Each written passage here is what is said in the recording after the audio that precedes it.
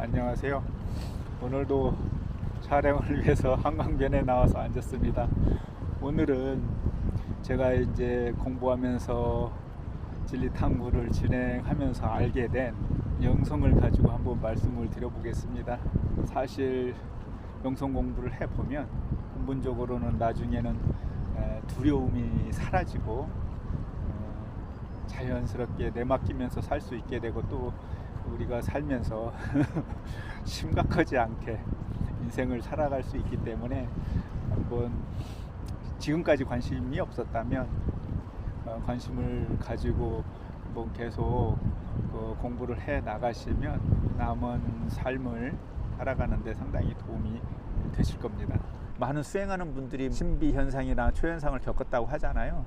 공부하다 보면 우리가 이제 그 진리에 대한 믿음이 생기면 집에서 공부하는 사람들도 그런 초현상이나 신비 체험을 경험을 할 수 있습니다. 저도 이제 계속 그렇게 경험을 하면서 공부를 했고, 또 그런 게 내가 공부해서 이게 그렇구나 하고 믿음이 생겼는데, 그걸 이제 신비 현상으로 체험을 하면 검증이 되고 증명이 되는 거니까 이제 완전히 믿게 되는 거죠. 내가 공부한 것, 이게 진리구나, 이게 진리였구나, 내가 공부한 것이 맞구나. 그러면서 하나 조금씩 편해지면서 나중에는 결론적으로 두려움에서 사라져요. 그래서 전에 말씀드렸다시피 이 질병, 이제 고통, 아픔, 병을 통해서 내가 갖게 되는 그런 수많은 괴로움이나 고통은 이 진리를 찾게 하기 위해서 나에게 온 감사한 존재입니다. 사실은 처음에는 모르니까 엄청 우리가 괴로움에 왜 내가 뭘 잘못했길래 이런 게 생겼을까 하고 그렇게 생각을 하게 되는데, 사실 짧은 기간에 이게 끝나는 건 아니지만 내가 진리를 알게 되면 진짜 자유롭게 됩니다. 그래서 진리가 너희를 자유케 하리라가 맞는 말이거든요. 진리를 알게 되면 자유케 되는데, 그게 이제 두려움에서 벗어나기 때문에 모든 게 자유롭게 되고 삶이 편하게 되고 내맡기게 되고, 삶은 그냥 놔두면 굴러갑니다. 그냥 그래서 아무것도 하지 말라는 게 아니라 하루하루 자기가 내면에서 자기 가슴에서 해야 되겠다고 느끼는 것을 최선을 다해서 하루하루 그냥 최선을 다해서 살면 돼요. 그냥 걱정하지 말고 두려워하지 말고, 그게 그런 삶을 살기 위해서 우리가 여기에 온 거예요. 그래서 제가 지금 이제 영성에 대해서 좀 말씀을 드리려고 하는 부분입니다. 우리 조상들은 이미 이렇게 영성에 대해서 다 알고 있었던 것 같아요. 우리 말 중에 혼났다는 얘기 있잖아요. 혼이 나갈 정도로 꾸짖음을 당했다는 얘기고, 또 혼쭐 났다는 말도 있으니까, 그런 우리가 얘기하는 말을 보면 다 혼에 대한 인식을 이미 우리 조상들도 다 알고 있었다는 얘기죠. 그리고 사람이 죽으면 우리는 돌아가셨다고 그러잖아요. 원래 우리 본향으로 돌아가신 거예요. 저도 유튜브를 통해서 처음 봤던 건데, 그 임사체험, 근사체험이라는 얘기가 많이 나와요. 그래서 이제 임사체험 하신 분 중에 홍콩에 살던 이제 인도계 여성인데, 이제 아니타 무르잔이라는 여성분이 이제 임사체험을 한 내용이 나와요. 그분은 이제 암으로 한 4년 정도 고생을 하다가 이제 병원에 실려 가가지고 이제 완전히 의식이 없는 상태에서 한 30시간 정도 있다가 이제 깨어났다고 그래요. 근데 그분이 이제 그 의식이 없는 상태에서 일어났던 병원에서 의사들이 한 얘기 모든 것들을 다 알고 나중에 이제 얘기를 해주니까 많은 분들이 이제 깜짝깜짝 놀랐다고 그렇게 하는데, 그분이 그냥 임사체험에서 자기가 체험한 것들을 이제 쓴 책이 있어요. 그리고 모든 것이 변했다. 그 내용이 참 다 비슷해요. 임사체험 하신 분들은. 근데 조금씩 틀려요. 거기 가서 이제 뭐 밝은 빛이 보통 영접하러 나왔다. 대부분 다 비슷하거든요. 공통적인 부분이 있어요. 근데 조금씩 틀려요. 공부를 하면서 많은 분들이 얘기하는 것들을 공통적인 것만 취합해 보면 돼요. 이제 공부하실 때 그러다 보면 이거는 진실인 것 같다. 내가 보지 않았겠지만 이제 확실히 모르지만 이제 그렇게 해서 조금씩 자기가 본인이 공부해 나가면은 나중에 이제 조금씩 체험을 하게 되죠. 저도 이제 유체 이탈이라는 이제 저도 체험을 했었거든요. 그러면 이제 그런 것들을 공부하다 보니까 이게 사실인 것 같다 이제 이런 생각이 드니까 그런 이제 아스트랄계 체험도 하게 되는 거예요. 그럼 믿음이 없으면 그 체험하기가 사실 힘들어요. 아스트랄 프로젝션이라 검색을 하면 많이 나오거든요. 진리 탐구를 하다 보면 이런 임사 체험 얘기를 많이 듣다 보면 이게 사실일 것 같다. 그러면 자기가 이제 시도해 보면 유체 이탈도 할 수 있어요. 저도 이제 두 번째 시도해 가지고 이제 유체 이탈을 성공을 했었는데 이유를 들자면 우리가 옛날에 마징가 제트라는 영화를 봤지 않습니까? 영이 철이 크로스 해가지고 마징가 제트의 머리에 이렇게 뚜껑을 열고 들어가서 막 가서 싸우지 않습니까? 비유를 하자면 그런 거라고 말씀을 드릴 수가 있거든요. 사실 저는 그 유체 이탈을 시도하고 두 번째 이제 성공을 했는데 유체가 있을 것이라고 이제 생각을 하고 시도를 했지만 막상 내가 몸에서 혼이 내 자아죠. 내 자아가 몸에서 나와서 내가 딱 침대에 누워있는 내 육체를 딱 보고 너무 깜짝 놀랐어요.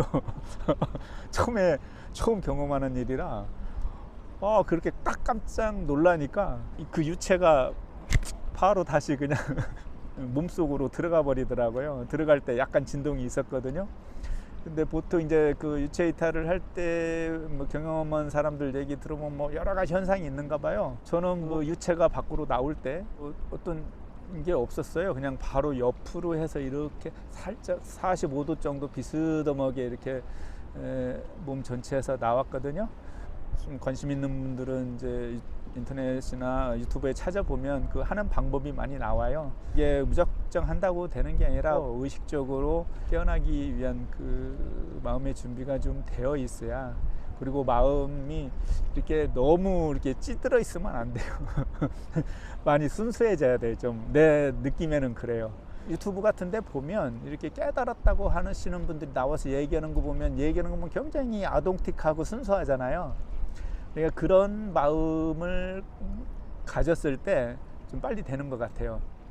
저는 어쨌든 그렇게 딱 하고 쏙 들어가고 나서 너무 깜짝 놀라고 그리고 다시 시도는 안 했어요.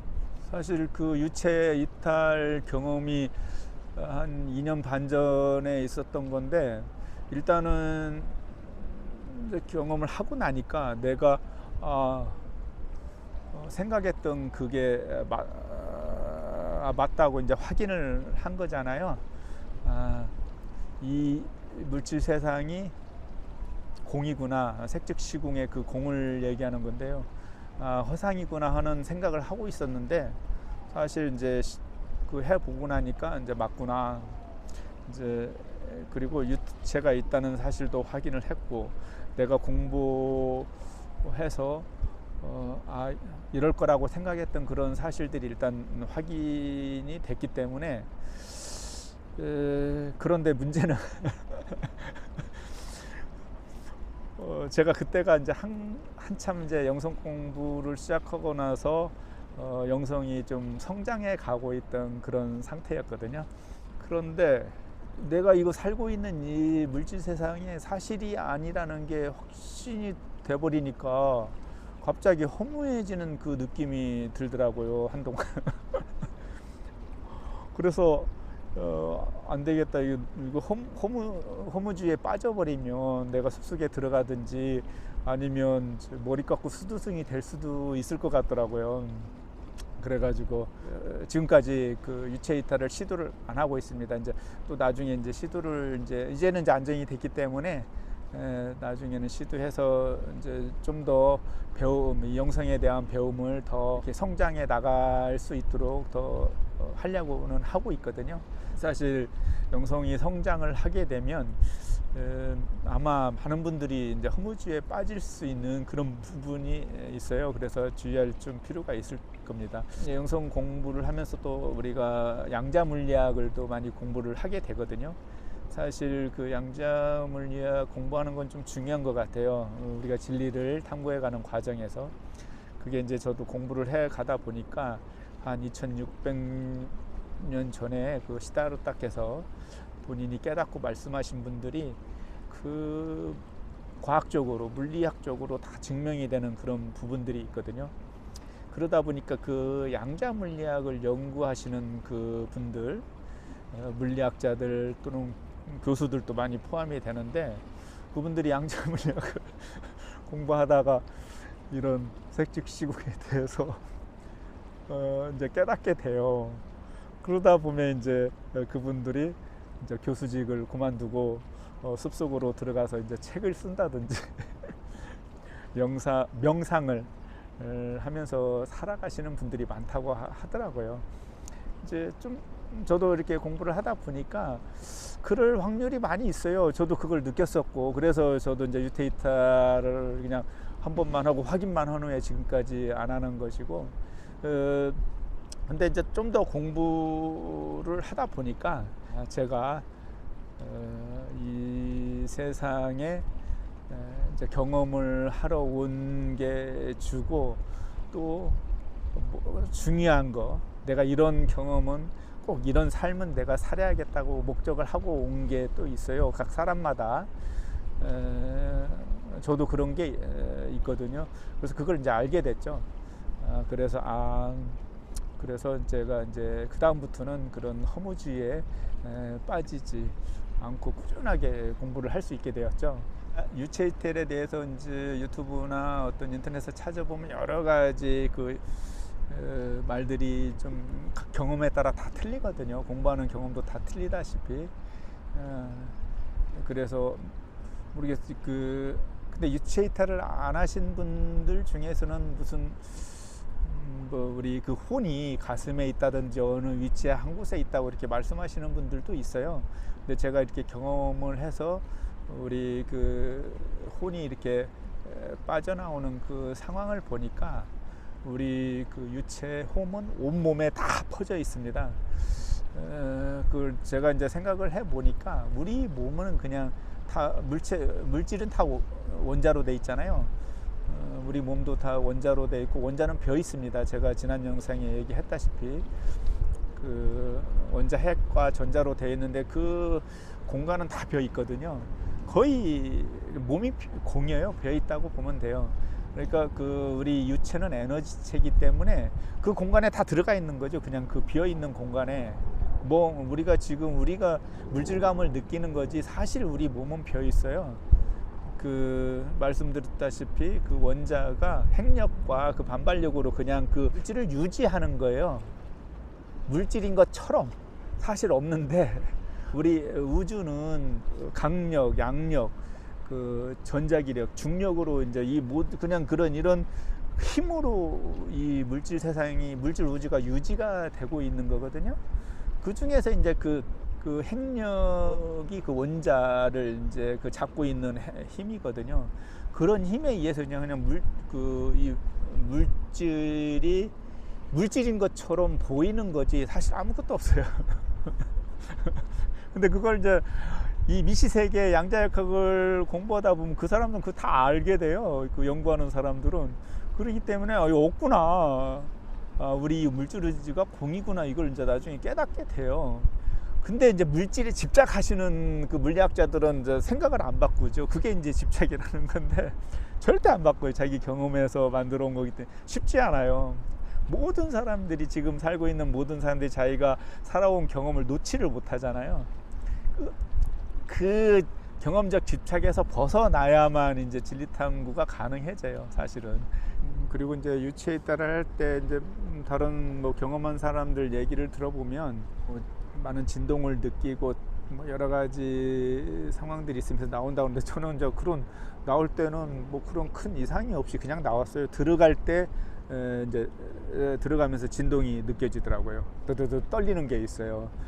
저는 이제 들어갈 때 그런 것만 느꼈는데 나올 때는 그런 걸 느끼지 않았고, 그리고 전체적으로 이제 뭐 어떤 유테이탈 그림 보면 이렇게 몸이 있고 이렇게 떠는 그런 그림이 있는 게 있어요. 사실 그런 것 같아요. 저는 이렇게 45도각도 이렇게 나왔는데 전체적으로 나왔거든요. 어느 한 부분에서 나온 게 아니고 우리 내 몸 전체에 발끝부터 머리끝까지 딱 우리 몸이 빈 공간이니까 그렇게 딱 에너지체가 들어가 있다는 것이죠.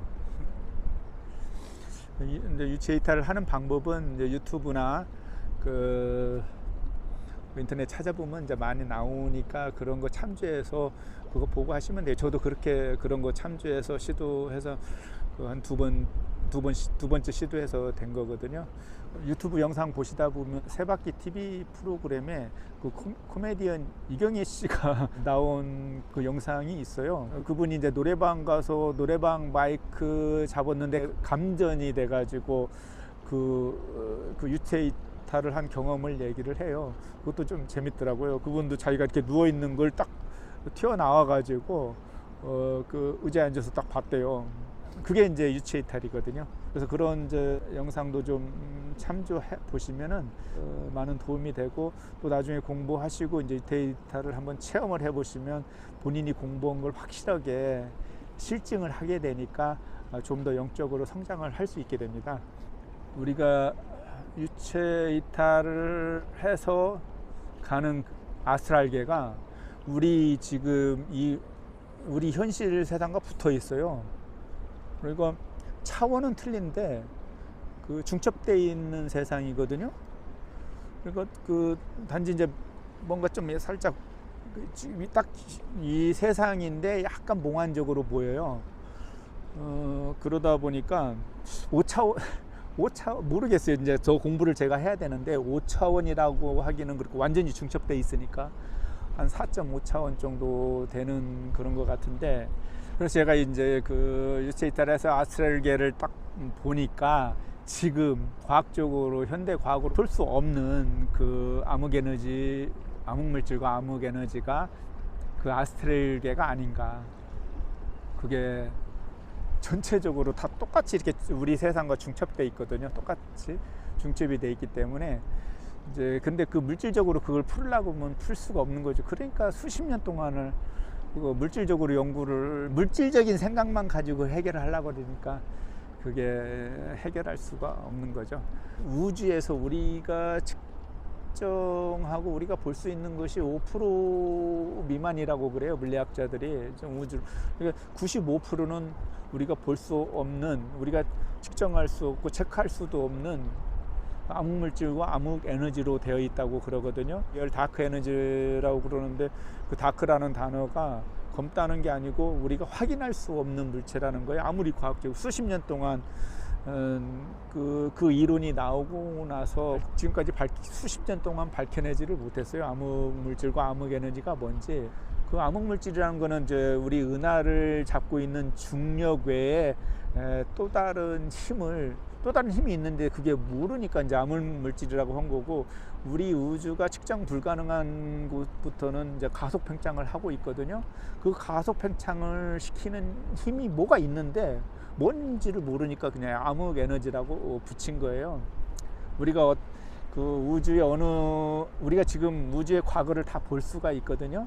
그래서 우리 역사가 이제 138억 년이라는 걸 알 수 있고, 많은 그 안드로메다는 220광년 떨어져 있고 이런 걸 다 우리가 알 수 있는데 어느 지역부터는 우리가 볼 수가 없어요. 왜냐면 거기는 빛보다 더 빠른 속도로 가속 팽창을 하고 있기 때문에 거기서 빛이 우리한테 도달할 수 없는 것이요. 우리는 빛의 속도로 오면 우리가 볼 수 있지만 빛보다 빠른 속도로 멀어지기 때문에 거기에 뭐가 있다고 그러더라도, 거기에 있는 어떤 별에서 빛이 온다고 하더라도 우리한테 도달할 수가 없는 거예요. 빛보다 더 빨리 우주가 가속 팽창되고 있기 때문에. 그래서 어느 시점부터는 측정 불가능한 우주의 세계가 되는 거예요. 우리가 아무리 우리 과학 지식이 엄청나게 뛰어나게 발달한다고도 볼 수가 없는 거예요. 우리가 지금 현재로서는 빛의 속도보다 빠르게 뭔가를 만들 수 없는데, 그 과학적으로는 빛의 속도보다 더 빠른 거는 없다고 그러거든요. 우리 물질 우주에. 근데 이제 그 양자역학을 나중에 보면은 뭐 아인슈타인이다, 이건 내가 나중에 다시 얘기할 텐데, 아인슈타인 도깨비 같은 현상이라고 해가지고 양자들이 그 한순간에 서로 이렇게 그 의사소통하는 그런 실험이 있어요. 우리는 우리 이 물질 세상에서 이 몸을 가지고 살면서 이 육체가 자유의지가 있다고 생각하면서 살지만, 이 내 몸이 가진 자유의지가 아니고 내 본래 자아가 가진 자유의지를 말합니다. 우리가 이 물질 세상에 오기 전에 정신 우주에서 어디서 어떻게 태어나서 누구를 만나서 어떤 삶을 살지 이미 정신 우주에서 계획을 하고 오는데, 그 우리 영혼이 가진 그 자유의지가 실질적으로 우리 자유의지입니다. 그래서 우리가 우리의 자유의지를 가지고 우리가 어떤 삶을 살지 이 지구에 내려오기 전에, 이 물질 세상에 내려오기 전에 우리 자유의지로 결정을 하고 내려오는 것입니다. 그렇게 우리 삶을 계획을 할 때, 물론 이제 전생의 까르마라든지 여러 가지를 고려를 해서 우리 자유의지가 반영돼서 이제 우리가 삶을 설계하게 되고, 우리가 삶을 설계할 때 같이 있는 존재들이 있어요. 그런 존재들이 우리가 지금 이 물질 세상에서 얘기하는, 우리 동양에서 얘기하는 수령, 그리고 서양에서는 수천사라고 그러죠. 그런 존재들이 이제 같이 와서 우리 삶을 같이 끝날 때까지 동행을 하게 됩니다. 그래서 우리가 이제 삶을 살 때 그 직관을 잘 파악을 해서, 왜 그러냐면 우리는 우리 기억에서 여기 올 때 우리 그 삶의 계획을 다 잊어버리고 그 망각 상태에서 진짜 실제적인 알고 경험하면 경험이 프레시하지 않잖아요. 실질적으로 완전히 모든 실제적인 경험을 하기 위해서 다 망각해서 오는데, 이제 그 가이드들은 같이 그 삶을 계획할 때 있었기 때문에 그 수령들은 다 우리의 삶을 알거든요. 가이드를 해주니까 뭔가 방향이 틀어졌을 때는 그분들이 다 이렇게 뭔가를 통해서 이제 인지할 수 있도록 우리가 이제 직관을 발휘하든지 아니면 뭐 온갖 방법을 통해서 방향이 잘못되어 있으면 제대로 된 방향을 갈 수 있도록 이렇게 인도를 해줘요. 그래서 인도령이라고 그러니까 그걸 잘 파악을 해서 가면 훨씬 더 이제 순조로운 자기 삶을 그대로 갈 수 있습니다. 제대로 안 가면 그런 아픔도 주고 여러 가지 것들이 발생하는 거는 자기 삶을 계획했던 대로 가지 않기 때문에, 제대로 가라는 표시이기 때문에 그런 거라고 이제 생각을 하시면 됩니다. 삶을 계획을 해서 온다고 그러지만 이렇게 100%가 아닌 약 한 70% 정도의 그 삶을 계획해서 온다고 그래요. 우리가 태어나서 죽을 때까지 전체 삶이 있다고 그러면, 우리가 방향성을 예를 들어서 서울에서 부산을 간다고 할 때 우리가 대전 거쳐서 대구 거쳐서 부산을 가겠다 이런 식으로 계획을 했으면, 그 전체 중요한 포인트들은 그렇게 딱 계획을 하고 오는데, 예를 들어서 우리가 이제 대전, 대구, 부산에 가는 길에 고속도로도 있고 지방도로 있고 많은 루트가 있지 않습니까? 다른 루트를 타고 고속도로를 탈 건지, 지방도로를 타면서 좀 늦고 옆에 나무나 숲들도 보고 뭐 쉬면서 갈 건지, 그거는 이제 여기 와서 이미 우리 혼이 가지고 있는 이 자유의지와 우리 이제 에고, 육체와 같이 협업을 해서 지금 여기 이 물질 세상에서 살아가는 거 아닙니까? 여기 와서 우리가 그 경험을 하는 그 과정은 우리의 이 의지를 가지고 경험을 어떻게 하면 잘 할 수 있을지 나름대로 자기가 판단을 해서 작은 틀은 우리가 여기 와서 선택을 통해서 그렇게 진행을 하게 됩니다. 그렇게 우리가 이제 고속도로를 탈지 그런 사이길을 선택해서 갈지 이렇게 결정에 항상 삶을 통해서 선택하면서 가는 그런 부분들이 한 30% 정도 되고, 어떻게 보면 그게 더 많을 수도 있지만 큰 굵직한 것들은 이미 그 딱 목표는 정해놓고 오기 때문에 그게 이제 비중이 더 크니까 한 70% 되고, 우리가 여기서 장가지들은 아무래도 가지수는 엄청나게 더 많지만 이제 한 비중이 작기 때문에 한 30% 잔다고 이렇게 볼 수 있겠죠. 우리가 여기 오기 전에 이제 삶의 루트를 정할 때는 전생의 까르마도 당연히 관계가 되고 여러 가지 부분들이 이제 반영이 돼서 우리 인생을 어떻게 살지 이제 본인이 선택해서 짜가지고 오는 건데, 거기에는 전생의 까르마에 관계된 사람들도 만나야 되고, 또 우리가 경험에 필요하기 때문에 여러 생의 인연이든 어쨌든 우리가 삶의 계획을 하면서 이 지구 이 물질 세상에서 살면서 반드시 만나야 할 사람들도 약 25명 정도 미리 정합니다. 그리고 그 중에서 또 반드시 만나야 하는 또 중요한 사람들이 이제 솔메이트나 트윈솔도 포함이 되는 거죠. 그래서 반드시 만나야 하는 사람들은 또 거기에서 그 서로 동의하에 계획을 하기 때문에 우리가 고속도로를 타든 국도를 타든 어느 길을 선택해서 가냐 하는 거는 이제 그 시간적인 차이만 있는 거지, 반드시 그 루트는 가야 되는 거고, 만나야 될 사람도 반드시 그런 시간적인 차이만 있는 거지, 그 계획된 삶에서 반드시 그 어느 시기에는 시간만 조금 늦고 빠르고 그 뿐이지 반드시 만나야 되는 거죠. 그런데 이제 트윈솔이나 솔메이트 같은 경우는 우리가 지금 여기 와서 사는 거는 어떻게 보면 이미 그 배역을 다 정해서 오는 거기 때문에 영화 속의 배우들이라고 볼 수 있거든요. 근데 영화 속의 그 배우 안에서도 어떻게 보면 연극을 또 하나 만들어 가지고 오는 경우나 좀 비슷해요.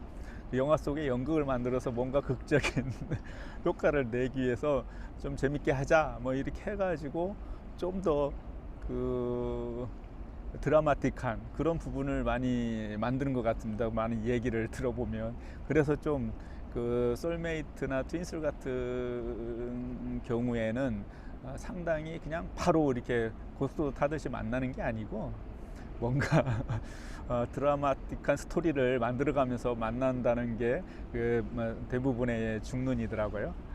그래서 이 물질 세상에서 우리가 이제 살면서 느낄 때, 야, 저런 것들은 진짜 좀 발생하기 힘든다 이렇게 느끼는 것들도 있고, 외부적인 것도 그렇고 우리가 우리 경험상에 우리 삶에서도 그런데, 그런 것들은 이제 우리가 이미 그 정신우주에서 여기를 오려고 삶을 결정할 때 이미 결정을 했던 것들이기 때문에 경험을 하기 위해서, 그래서 이제 그런 것들이 가능한 거죠.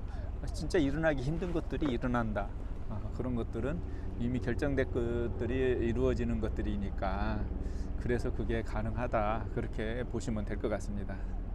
불교 쪽 공부를 하다 보면 이제 시타르타도 그 카필라 성의 그 정반왕과 마야왕비 사이에서 왕자로 태어나서 이제 수행의 길을 가는 것을 이제 그렇게 본인이 계획을 해서 왔다고 그런 말도 경전에 나온다고 합니다. 사실 우리가 이 물질주에서 이제 이 인간의 몸을 가지고 사니까 우리 인간들이 보기에는 엄청나게 우주가 복잡하고 넓은 것 같지만 사실 과학적으로 봐도 허상이거든요. 공이고 어떻게 우리의 체험을 위한 벤처월드 같은 곳이죠. 우리 이제 이 물질 세상이 이제 어디에서 내가 기억은 잘 안 나는데 이제 읽은 것을 보면 우리가 사는 이 지구가 이 우주에는 엄청나게 많은 행성들이 많이 있지 않습니까?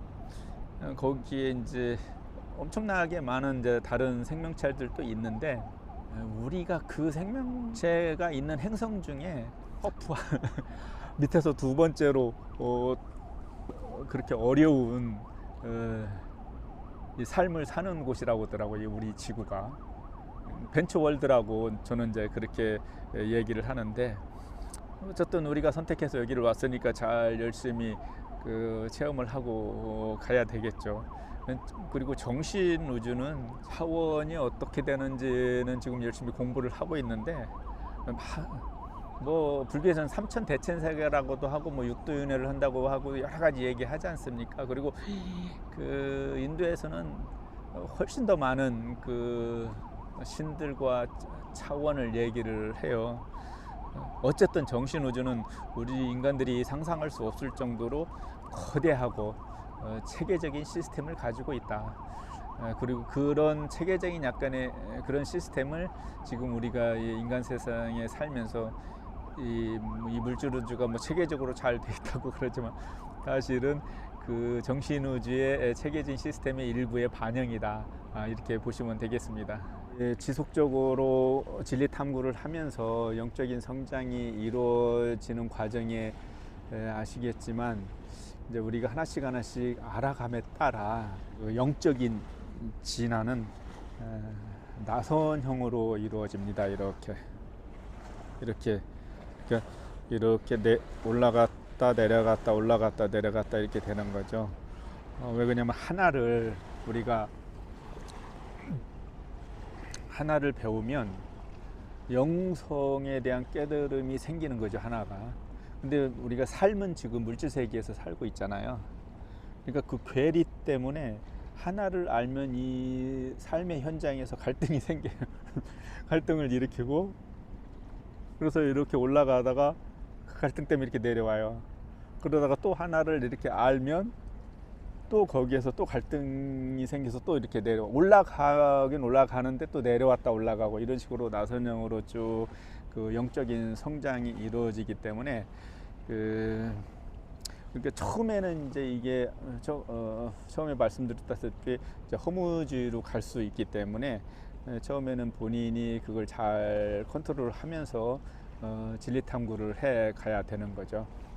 불교에서는 이제 이런 거를 이법계와 사법계를 산다고 그렇게 얘기를 해요. 이제 물질 우주에서 살면서 진리의 세계를 사는 거기 때문에, 또 이제 처음에 이 영성이 계속 성장할 때는 내가 지금 우리는 그 3차원이 아니고 그 시공간을 포함해서 이제 4차원에 사는 거거든요. 나는 한 4.5차원에서 사는 것 같은 그런 느낌으로 이렇게 살았던 적이 있어요.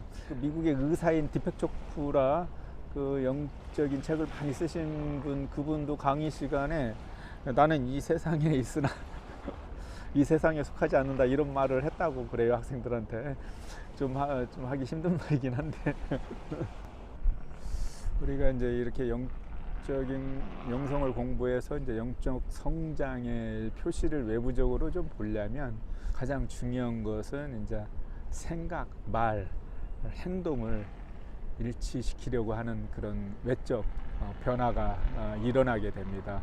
이거를 가장 큰 본인이 얼마나 진리 탐구에 공부가 됐냐, 이거를 좀 자기 스스로 판단을 해 보려면 이렇게 생각, 말, 행동을 이제 일치시켜서 양심에 따라서 악업을 짓지 않고 선업을 자꾸 행하려고 하는 그 척도를 보면 알 수가 있습니다.